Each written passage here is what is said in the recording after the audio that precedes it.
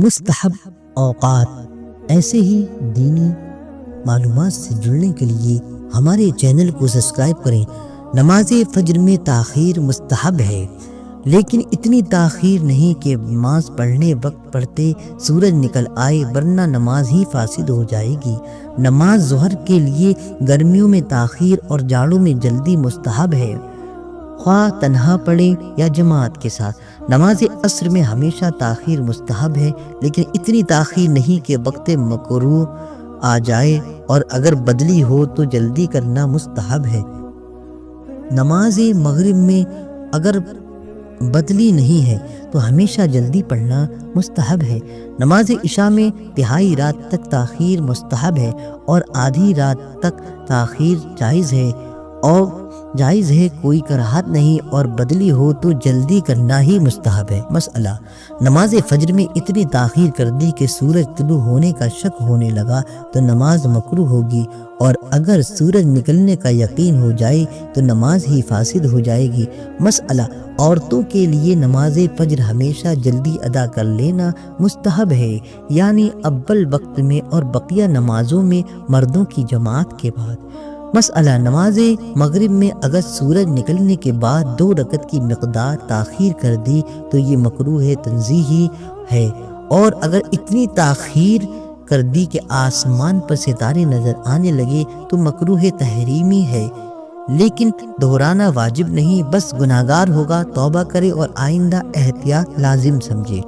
مسئلہ: نماز عشاء آدھی رات کے بعد مکروہ ہے، لیکن نماز ہو جائے گی۔ مسئلہ: نماز عشاء سے پہلے سونا اور بعد نماز عشاء دنیا کی باتیں، قصے، کہانی مکروہ ہے۔ مکروہ اوقات۔ مکروہ وقت کیا ہے؟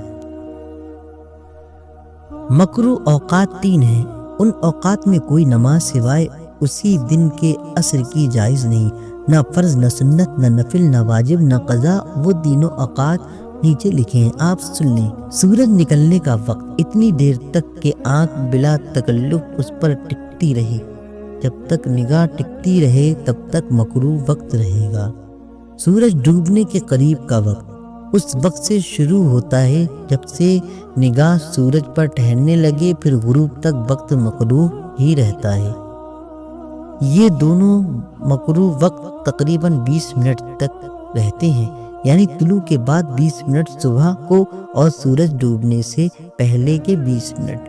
نصف النہار کا وقت، یہ مکروہ وقت سورج ڈھلنے تک رہتا ہے۔ مسئلہ: ان مکروہ وقتوں میں، ان مکروہ اوقات میں اگر جنازہ تیار ہو جائے تو بلا کراہت نماز جنازہ ادا کی جا سکتی ہے، لیکن اگر پہلے سے تیار ہے اور تاخیر کرتے وقت مکروہ آ گیا تو اب نماز جنازہ اگر اسی وقت پڑھیں گے ادا تو ہو جائے گی، لیکن کراہت کے ساتھ۔